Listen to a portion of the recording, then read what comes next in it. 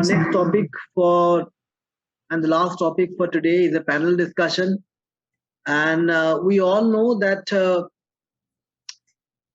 immunotherapy alone or in combination with chemotherapy has been a pivotal role in management of stage 4 lung cancer nowadays.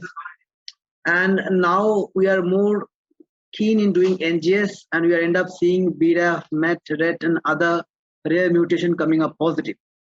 Although we've got data in the form of phase 2 trials and single center experience retrospective study, but there is hardly any phase 3 data on this rare mutation. So in absence of phase 3 data, whether immunotherapy alone or in combination with chemotherapy could be a standard option for even rare mutation positive patient, that is the question for stage 4 non-small cell lung cancer. So for this session, we've got our chairperson, sir, Dr. P.N. Mohapatra, sir. Sir is a senior medical oncologist and the director of Department of Medical Oncology, Apollo Cancer Center, Kolkata. Sir has more than 25 years of experience in the field of oncology and has been one of the lead medical oncologists in Eastern India. So I would request Dr. P.N. Mohapatra, sir, to introduce our moderator and the panelist, and then I would request Dr. Ashok to take over. Dr. P.N. Mohapatra, sir, over to you. Thank you. Thank you, Animus. Actually, hello. Can you Yes, hear sir. me? Yes, sir, we can hear you. Yeah, thank you. Thank you. I think you discussed a little bit about the mutation part. Actually, if you see the mutation part, and the clinical trials, actually, the clinical trials actually are more of EGFR ALK or some ROS, but nobody has included or seen the patient of BRAF, RET, NTRK.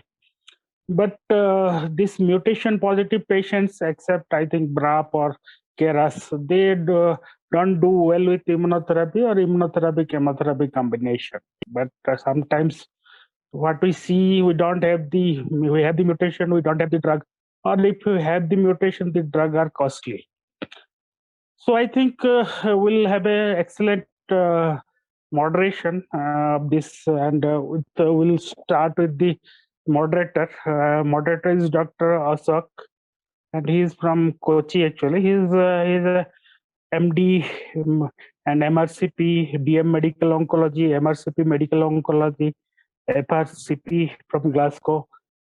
He's a long qualified for this job, and he's actually practicing in Aster Medicity, Kochi. He's a faculty in actually MRCP examiner and faculty train those people who keep the exam, and he's a program. He do clinical trials. He's a co-investigator in clinical trials, and he. Kashish, I think Dr. P.N. Mohapatra sir is having some network. Yes, sir. He's having some network issues, sir. So can I request you to introduce the moderator and the panelists, sir? Yeah, I think that Dr. Mohapatra has already introduced the moderator. So as a panelist, we've got Dr. Vivek Agarwala, medical oncologist from NH Hospital, Kolkata. Dr. Moses Arun Singh, one of my colleagues, and a clinical oncologist from Tata Medical Center, Kolkata. Dr. Bibhash Vishwas, medical oncologist from Tata Medical Center, Kolkata. Dr. Tanmoy Mukhopadhyay, clinical oncologist and my colleague in Apollo, Kolkata. Dr. Shudeep Das, medical oncologist from Medica Super Specialty Hospital, Kolkata, and Dr. Topesh Bhattacharya, consultant radiation oncologist from Tata Medical Center, Kolkata. May I request Dr. Ashok to take over? Ashok, sir. Dr. Mohapatra is back. Thank you very much. Mohapatra is back. Sorry, sir. Dr. Mohapatra is back. Sorry, sir. I think you have got some network issue. Internet problems. Yeah. Please, okay. Please carry on. Please carry on. Okay. Ashok, sir. Also, please note, Dr. Sudeep had to leave because he had to go for another. Right. So thank you very much for the organizers, Dr. Saha, for this wonderful opportunity for this moderating this session. Actually, I am standing in for a colleague of mine, Dr. Ajay Matthew, who's a consultant in the US. So I'll try to do justice to this talk. I also realize we're running a little behind time. So I'll make sure I'll be brief and not keep you from your dinners. Thank you very much for the very kind introduction, Dr. Mahabatra, and warm welcome to the panelists also. So first of all, when I got this question, so the topic that I had, it was to be summed up in one word. It's a challenging topic because everywhere we go in oncology, the buzzword is about immuno-oncology and immunotherapy. So this is my topic. That's immunotherapy alone or in combination with chemotherapy should be the standard of care, even in rare mutation positives. That goes to say that it should be the standard of care in the more common mutations as well, stage 4 non-small cell lung cancer. So I'll just go through a bit of the basics. We all know that 20 years back, life was much more easier. We just had stage 4 lung cancer and other lung cancer. Then we had non-small cell and small cell. Then we had the histological subtypes, and then we had a whole host of markers, molecular markers that came into being. So now we know so much about lung cancer that the battle against lung cancer has turned from a hopeless battle with meager weapons to a problem of plenty. So we have so many things that we can use that we are really not sure how to go about, or in what sequence to go about. So we'll concentrate on lung adenocarcinomas for now, even though the topic was NSCLC as a whole. So we all know that these are the divisions in the driver mutations. And we also know that EGFR is the one that we see most commonly. In the Indian population, this is the Western data, that's around 15%, 12 to 15%. In India, it can vary as much as 15 to 50%. And it's even higher in certain other Southeast Asian countries. And these are the other mutations that are possible. This is something that we all know. So we have now so many targets. To target or not to target in India is rather the question. So we have all 3 generations of EGFR inhibitors. We don't have the molecules for EGFR exon 20, but it is available in the West. ALK, we have all the 3 generations. ROS, we have most of the drugs. Entrectinib, of course, is not available. We do not have the drug that targets KRAS, but it is available on a compassionate basis. If you can just note this, it's basically the green ones are the ones we have. The yellow ones are the ones we can get through a compassionate basis. The red ones are the ones we have no way of getting. And the blue ones are the ones that are not approved. So as you can see, there's a lot of green. So we have targets for almost all these. The most recent target was capmatinib for MET inhibition. I'll be speaking about that briefly. And we have a whole host of other drugs. One thing of interest is that although MEK inhibition has been a very important mechanism that has been looked into, only one trial is actually actively looking into MEK inhibition in lung cancer, that is for selumetinib. It's still under trial, but the preliminary data shows that there is some PFS benefit. So I'll just go to the next slide. So this is the overview. 60% of all non-small cell lung cancer will have one target or the other. And immunotherapy will work in a majority of these patients, either alone or in combination with chemotherapy, as long as the PD-L1 is more than 1%. And if you're going to give it as a single agent, you can, if the PD-L1 is more than 50%, we have pembrolizumab approved as a single agent. And in combination, if the PD-L1 is between 1 to 50%. Why add chemotherapy to immunotherapy? The theory is that it enhances the recognition and elimination of tumor cells by the host immune system. It reduces the immunosuppressive tumor microenvironment as well. So I'll just go directly to the case. We have a 60-year-old female. She's a non-smoker. She has no comorbidities. She has chronic cough, dyspnea, 2 episodes of hemoptysis. This was in November 2019. A chest X-ray showed a left lobe, lower lobe mass, bilateral pleural effusion. A PET CT was done that was showing a left lower lobe primary, bilateral lung nodules, and a left adrenal metastasis. A lung biopsy showed a grade 2 adenocarcinoma, CK7 positive, TTF1 positive, NAPSIN-A positive, CK20 negative. And so this is a very, very generic, very common scenario that we see in our lung cancer patients. So So what are you going to do as for the tests? I think I'll start from Dr. Vivek, one of the only panelists I know personally. So Dr. Vivek, if you're there, can you take this? Yeah, hi Ashok. Hi, how are you? Yeah, hi, can you hear me? Yes, I can. Go ahead, please. Yeah. So, what I would prefer in any of my metastatic lung cancer patient is to send an NGS for a broad, targetable panel, which Right. includes at least EGFR, ALK, ROS, MET, BRAF, and RET, and all those targetable that we've already mentioned with PDL1. And suppose if there are patients who are unable to go ahead with NGS because of economic constraints, then I make sure at least I do an EGFR by PCR and ALK ROS by IHC and a PDL1 by IHC also. Right. That's perfectly summed up. Dr. Moses, Dr. Biswas, Dr. Tanmay, can I have your opinions? I'll also go for NGS with PDL1. Right. NGS we have already mentioned the most common one targetable, Yes. including NTR. Right. Dr. Moses, Dr. Tanmay, I think everybody is on board with this. We'll go for option 4, the full NGS panel. Yeah, Yes. if the patient does not have any financial constraint. Yes, we are going to assume that the patient has no financial constraints through the entirety of the discussion for academic purpose at least.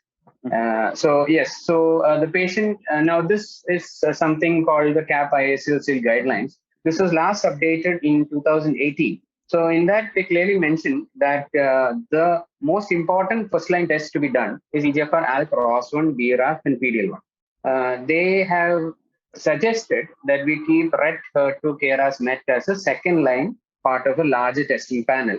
However, when you look at the latest NCCN guidelines, you can see that they clearly mention that all these have to be done. And they have specifically mentioned MET in the MET skipping mutation in exon 14, which I'll come to in a minute. So we are all on board with this. So for this patient, we sent a 12-gene NGS panel, including PDL1. The patient had EGFR positive, L858R. All the others were negative, and she had a PDL1 of 55%. So how will you treat? I think, can Dr. Moses take this question, please? Yes. So, did you mention the patient had EGFR positive?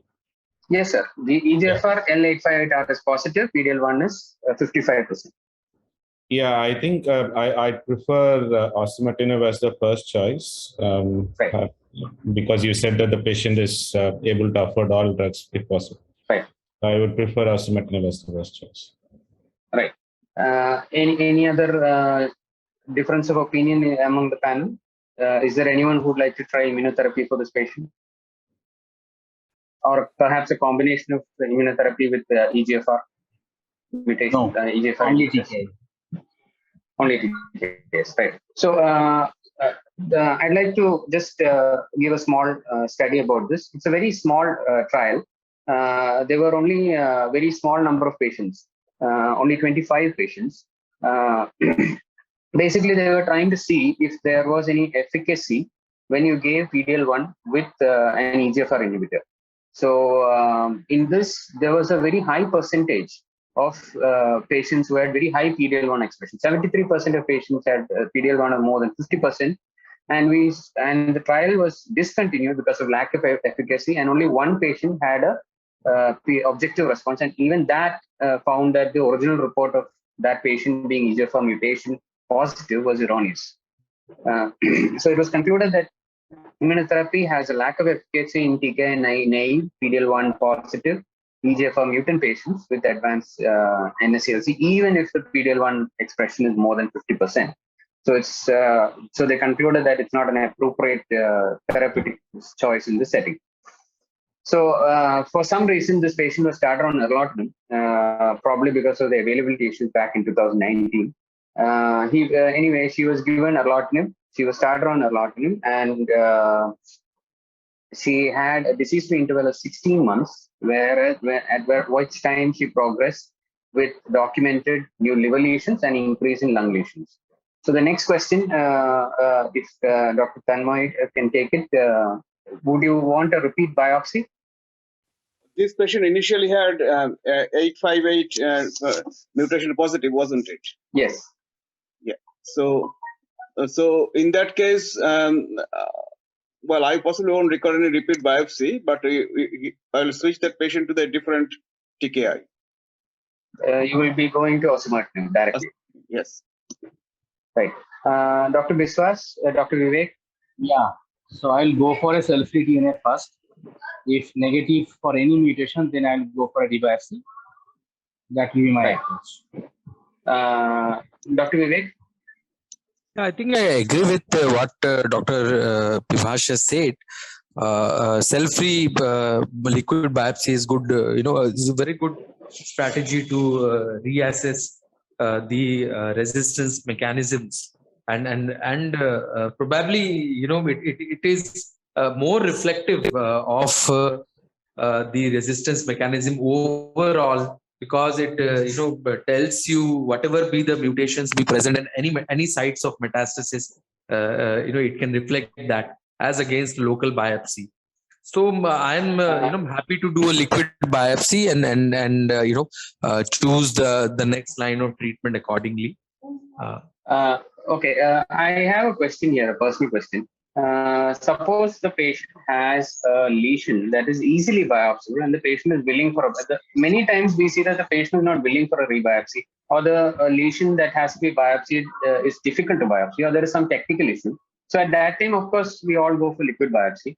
But suppose we do have a proper biopsy site that is easily biopsiable, would you still prefer to go for liquid biopsy? No, you can do biopsy. So I got your question. Right. Yeah. So actually, that was my next question. Yeah. So Ashok, if it is an easily biopsiable site, and that is the site of progression, then I'm happy to do. If the patient is willing, I'm happy to do biopsy from that site. However, if there are multiple sites at which the disease has progressed, then when you re-biopsy, I want to biopsy from the site where the disease has progressed, rather than repeating a biopsy from the primary site. Yeah. Because you want to know the resistance mechanism. And liquid biopsy, it not only just has the advantage of the ease also, but it gives you a sum total of what are the how the resistance mutation is behaving at all sites. So it is reflective of the entire disease burden, and instead of a single site. And we all know that there is tumor heterogeneity especially in driver mutation positive cancers. Right. So another point I'd like to make is just a couple of years back, liquid biopsies were not that preferred because it was thought that the concordance was not very good. But then liquid biopsies also, like every other technology, has advanced. And now we are seeing concordance of in excess of 90%. So it's absolutely fine to go with liquid biopsy if there's no other choice. And of course, even in ease of treating patients. For example, in my set of hepatocellular carcinomas, I don't even bother because I don't start them on treatment with a biopsy to begin with. So liquid biopsy is the norm for them. I don't even think of a biopsy, of a tissue biopsy. So anyway, I think we are on board. Everybody's on board with this. Just an extra question: do you think the PD-L1 should be repeated? No. No, right. I think that is the consensus of the panel. So going to the next question. So the repeat biopsy showed a grade 2 adenocarcinoma. The EGFR mutation was the same. It was showing in L858R. There was no T790M. There was no rare mutation. There was no clear mechanism explaining progression or resistance. So just a slide about the mechanisms of resistance. As you can see, there's so many mechanisms. They have divided it into three. That's one is the EGFR dependent mechanisms. The second is the bypass signal activation. And the third is the histological transformation. As we all know, is the most difficult to treat. And we know that half of our patients who progress on a TKI are going to have a T790M mutation. And we have a very effective drug for that, and we can give that for those patients. But in this patient, she does not have a T790M mutation. So what would you prefer in the next line? Dr. Moses, if you can take that. Yeah, so in this setting, I would usually start them on cytotoxic chemotherapy. Right, cytotoxic chemotherapy. Would you want to add anything like bevacizumab or immunotherapy at this point? Yeah, I know there is this quadruple therapy available for this patient, but I don't usually use that. I usually prefer using chemotherapy alone for this patient. Alone, right. Is there any difference of opinion in the panel? Dr. Biswas, Dr. Vivek, Dr. So I also do give chemotherapy. I have started my first patient on ABCP, just Right. sweet doing. I don't have much experience, but yes, in a fit patient with a wide burden of disease, I like to give a trial of ABCP. But at the end of the day, 90%, 95% land up in only cytotoxic. Right, that's true, because the cost factor involved of adding the quadruple drug regimen. So if you just go to the next slide, this is what the NCCN guidelines say. You have progression on erlotinib, afatinib or gefitinib or whatever. You do T790M, and you have multiple metastasis, not limited metastasis, multiple lesions, and T790M comes negative. Then the preference is to go for systemic therapy. So these are the drugs, and as you can see, the category 1 recommendation is for the ABCP regimen. So we'll just talk about that briefly. That came out in the IMpower 150 trial, the stage 4 recurrent metastatic non-squamous NSCLC chemotherapy naive. They had taken any PD-L1 IHC status. They had randomized it to atezo, paclicarbo, atezo, paclicarbo, bev, and paclicarbo and bev. There was no crossover permitted in the maintenance therapy, and it was treated with atezo till progressive disease, or treated with bevacizumab for those patients who didn't get atezo. This is something that we all know. We have all seen this graph. There's a nice, beautiful separation of the graph that shows that ABCP had a very significant progression-free survival of 36%. That's double that of just paclicarbo-bev at 18%. And it was seen that it was beneficial in all the subgroups. Right. So this is the rate of overall survival. Again, it was significant, and the p-value was only 0.0. The p-value was 0.02. And as you can see here, at 2 years, ABCP gave a rate of overall survival of 43% in these patients, and BCP was giving 33.7%. So then they took the subset of patients in EGFR and ALK positive, and they compared arm B versus arm C. If you remember, arm B is the one with the quadruple regimen. Arm C is the one with the paclicarbo-bev.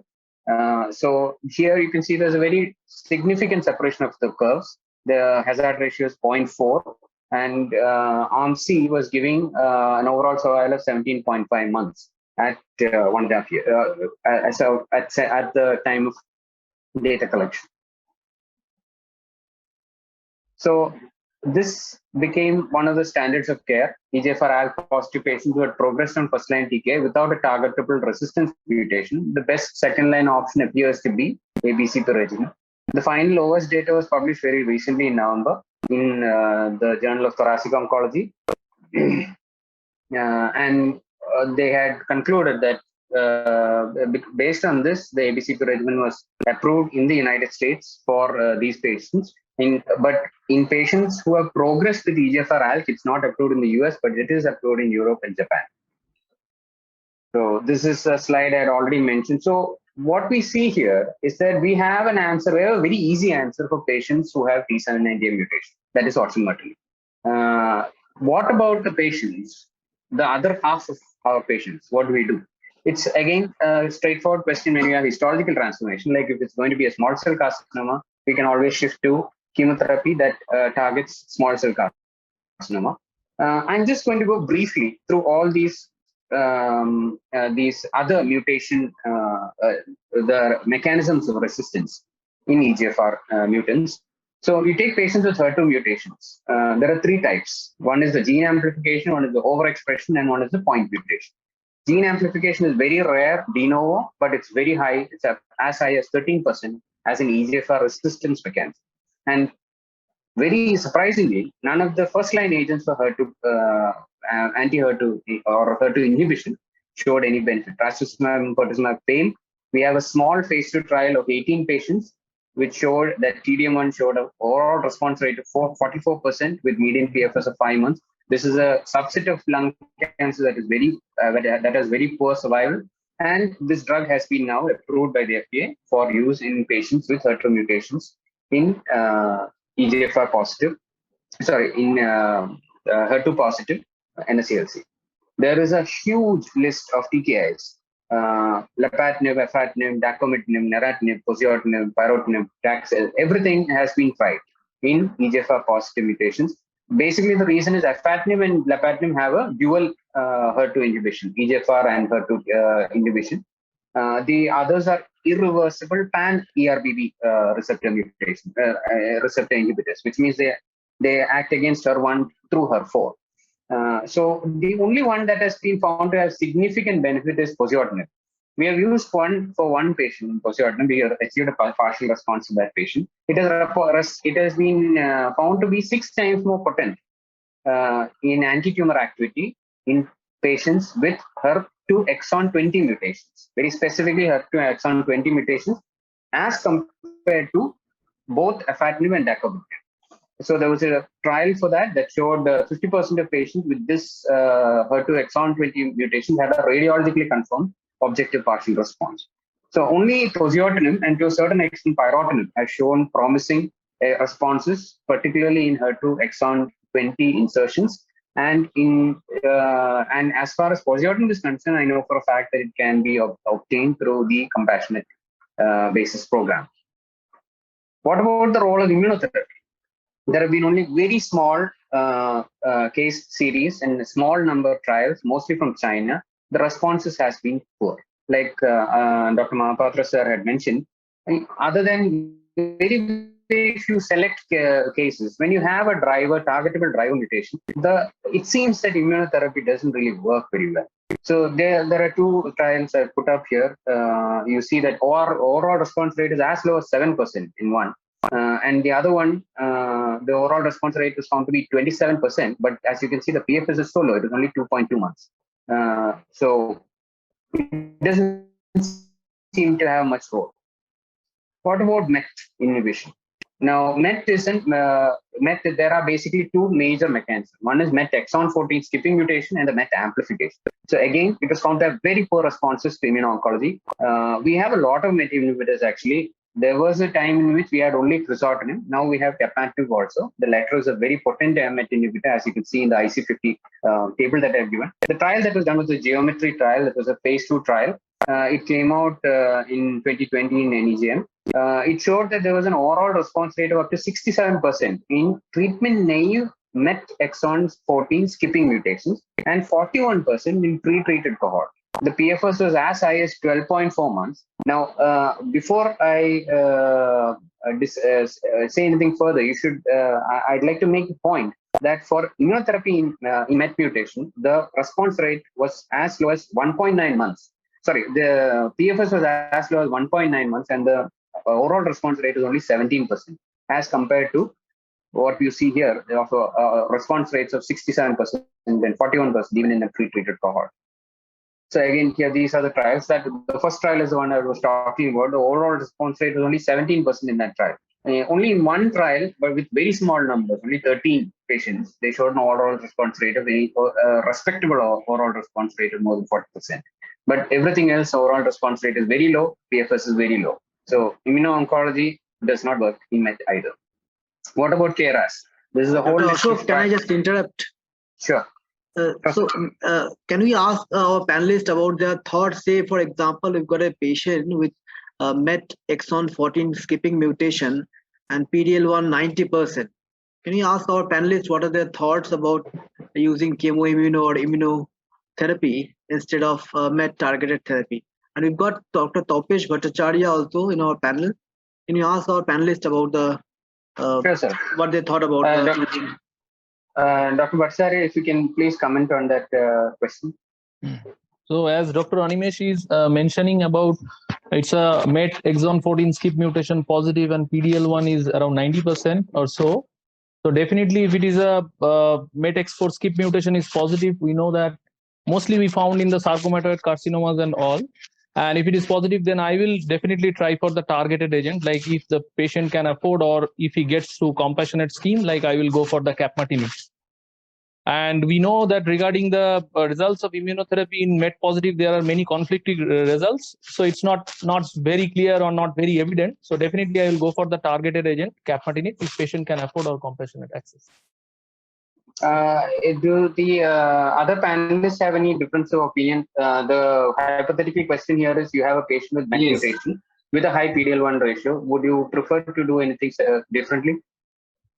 No. So all the targetable mutation with the driver mutation, irrespective of PDL1, the choice remain either that particular targetable TKI is available or accessible by any means, or simple chemotherapy. No role of IO, not at least in the first line or second line, maybe in the last line. I think that.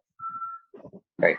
I think that Dr. Shah, I think that answers the question. If you go through the trial, the largest of these trials, that is the one by Shabri et al., there were patients with reasonably high PDL1 expression, but they didn't have much of a response. And this has been seen more or less for not only MET mutation. It has been seen in, like I said in in one of my slides, I mentioned about EGFR in MET mutation, and like Mahapatra sir said in the beginning, even in RAS mutation, they have been found to be not of much benefit. So these are the trials for RAS. Again, not small trials. The first one had an participation of 271 patients. The overall response rate is only 26%, and PFS anything ranging from 2 to 3 months was what was available in the patients who were given immunotherapy in KRAS mutation. When you compare it to the drug you have for KRAS, we don't have the drug yet. The drug is called sotorasib. The trial was called Fortbreak 100, and it has been approved also in KRAS mutant NSCLC. The overall response rate was 36%, but the median duration of response was as high as 10 months, which is much higher than most of the immunotherapy that had been tested in this setting. So we have alternatives, and like Bhattacharya sir said, now we have multiple lines we can plan. We can give a KRAS inhibitor in the beginning if we get it through a compassionate basis, and after that, perhaps if that patient has a high enough PDL1, we may be able to offer immunotherapy along with or without chemotherapy in third line or more than that. BRAF mutation, same thing again. We have effective agents. Only about KRAS, sorry to interrupt. Only about KRAS, what I would say, the KRAS mutations all are not same. G12C, they do show response to the immunotherapy, but you have co-mutation like STK11 or TP53. They don't show much response to the immunotherapy. Yes. So I think the response rate what you are showing may not reflect that, because it may be they have not tested all different co-mutations within the KRAS. That's true, sir. And even the drug that is approved is only for the G12C mutation. Yeah, and sotorasib is only for G12C. So coming to BRAF, I think more or less the same picture, but it does do a little better in BRAF mutants. You see overall response rates in the 30s. PFS is around 3 to 4 months.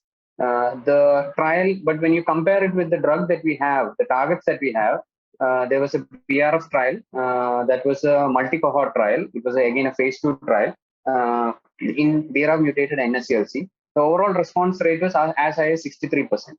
The median PFS was with chemo in these patients. As we know, in any tumor, when you have BRAF, they're not going to respond very well, even to chemo. So the PFS with chemo alone for BRAF mutant NSCLC was as low as only 4 months. If you added dabrafenib alone, that PFS could increase to 5.5 months.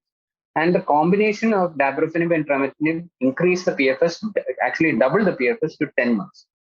So again, when you look at the slide, there's no trial that shows anything approaching 10 months for immuno-oncology. ALK, the same, more or less the same story. Again, numbers is the problem. We don't have numbers. We don't have data to support any of this. As you can see, 0 overall response rate.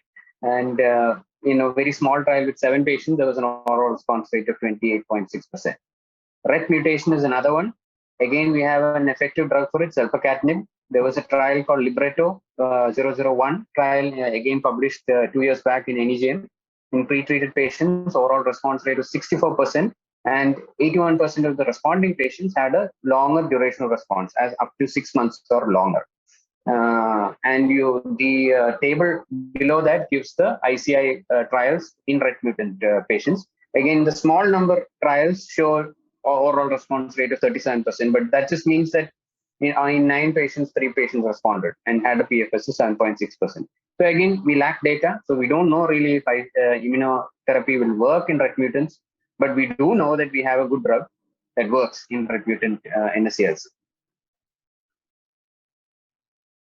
So coming to the question that I was told to moderate in this, so should immunotherapy alone or in combination with chemotherapy be the standard of care in any stage 4 non-small cell lung cancer with a targetable oncogenic driver?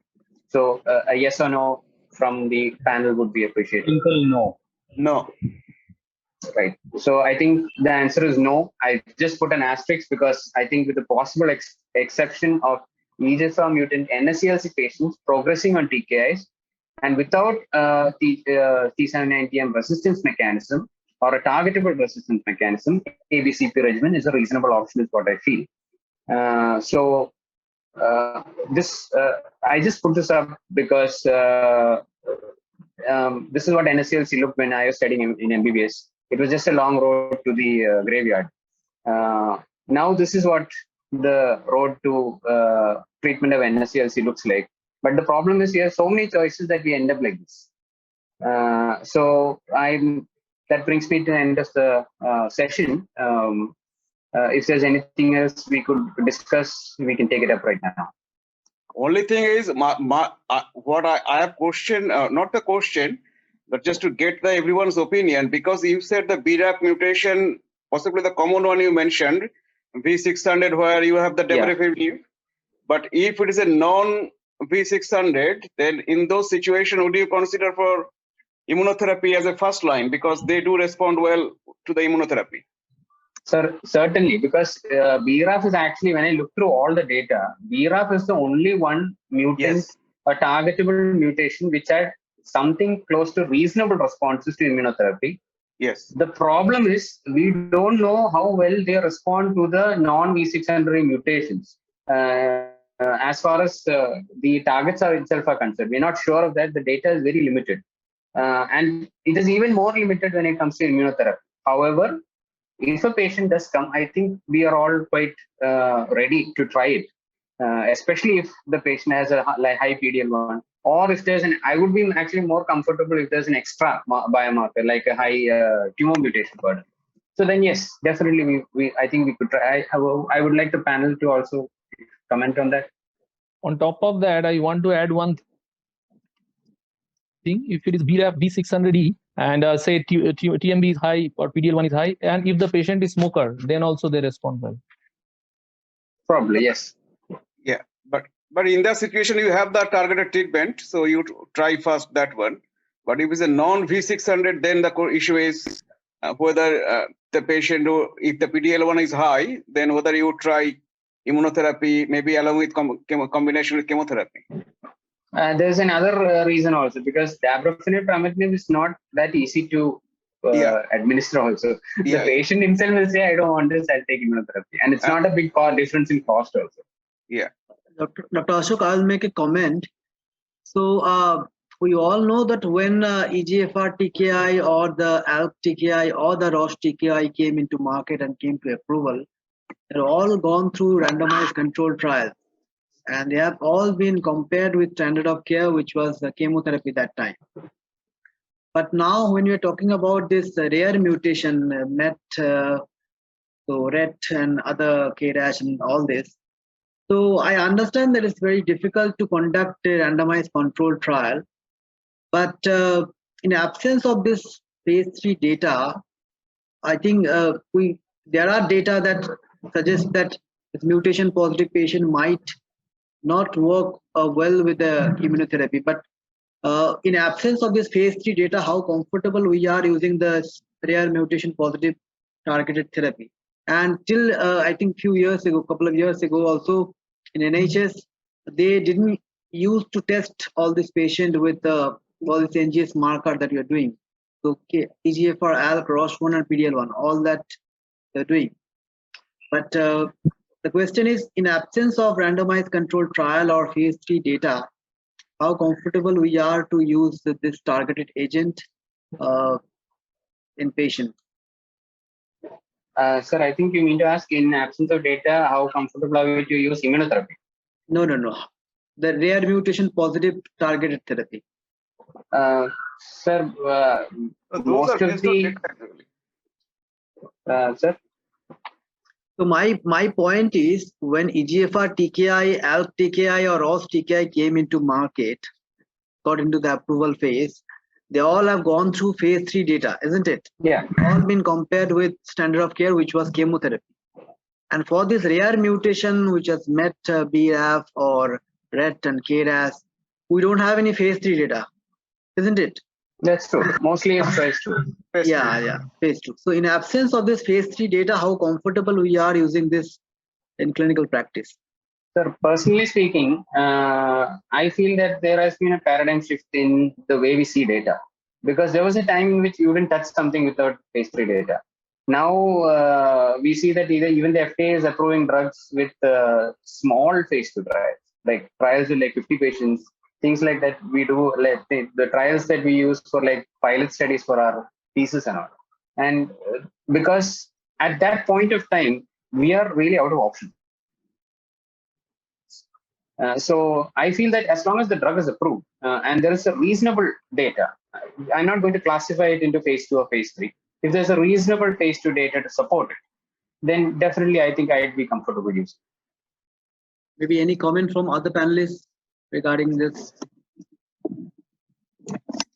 Well, question is, you are questioning that the patient, that tissue has driver mutations, but you have an agent, but you are questioning that because you do not have phase 3 data, then you won't use it. So in that is the question. I'm asking for comments from panelists. In that situation, what we would use it? Because chemotherapy is a better option, or because we won't possibly use the immunotherapy. So chemotherapy is better option. So possibly we need to extrapolate until we get the phase 3 data that the driver mutation is there, the molecule is there, and phase 2 data is there. And based on then, I think we should be comfortable using that medicine. Any other comments from any other panelist? Viva sir, Moses, Dr. Kapish. I think Viva sir has left, and I mean, even though they are all single arm studies, the response rates that we are seeing in all these things and the PFS data that we are getting compared to all the data that was just shown for all these patients in terms of immune checkpoint inhibitors, I think that is very much convincing to opt for targeted therapy in this setting than go with immunotherapy. So in those cases, endpoint is also important. That's my thing, that how much benefit you are getting in terms of PFS or response rate or whatever. So that in those trials, what kind of endpoint you are looking for, that is also important, whether you are going to use that drug or not. Thank you very much. Thank you very much, panelists. Thank you very much, Dr. Ashok, for your moderation. I think Dr. Mohapatra has also left. So we have to conclude our session. I'll hand over to Dr. Pradeep Mondal for concluding remarks and word of thanks. Dr. Mondal, over to you. Thank you. Yeah, I'm audible. Yes, you're audible. Yeah. So thank you, Onimes, my dear friend, and organizing secretary for this beautiful evening seminar we have organized. So that lung cancer is always a controversial topic. So in recent, that lots of armamentarium or treatment is available with advanced, locally advanced or early lung cancer. So mostly that we have improved our survival day by day in lung cancer with all these therapies, targeted immunotherapy. But there are always some controversies will stay, and we have discussed few of these controversies through that lectures and beautifully designed debates. So I like to thank my dear friend Dr. Onimesh, the clinical oncologist from Apollo Hospital, for organizing this beautiful webinar. And I would like to thank Vina Creations, Cassis, for beautifully organizing this seminar. And at the outset, I would like to thank all the speakers, moderator,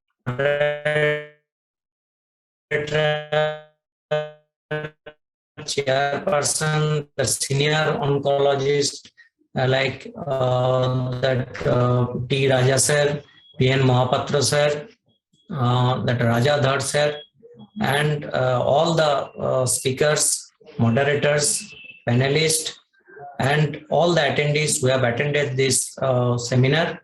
So basically that we have learned a lot and we have discussed a lot. It's an extensive discussion, beautifully moderated panel discussions, and all the debates were very informative. So I will like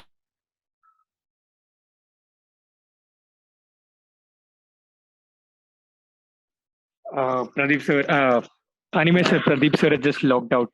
I think he's facing network issues. Can I ask Kashish, can you give some from your end vote of thanks and concluding remarks? I think you have done an excellent job doing and organizing this CME, and without your support, it would not have been possible to organize it so beautifully. And I thank my PGTs also, who are in the background, are also helping me with this webinar, and they have been helpful throughout. So Kashish, your vote of thanks and concluding remarks. I think hats off to you for organizing this. Thank you so much, sir. Thank you so much, sir, for the opportunity. Once again, on behalf of our organizers, I would like to thank our supporters, Indian Cooperative Oncology Network, and of course, the Indian Chess Society. But without that, without the support of them, and also with our sponsors, Dr. Reddy's, Roche, and Cipla, we thank everyone for supporting this webinar. Once again, a special thank to our faculty members and our delegates for delivering wonderful lectures and a wonderful panel discussion. With that, we come to an end of the session, and we hope to see you soon for our next session. Thank you, everyone, and good night, and wish everyone a great week. Thank you, everyone. Thank you. Good night.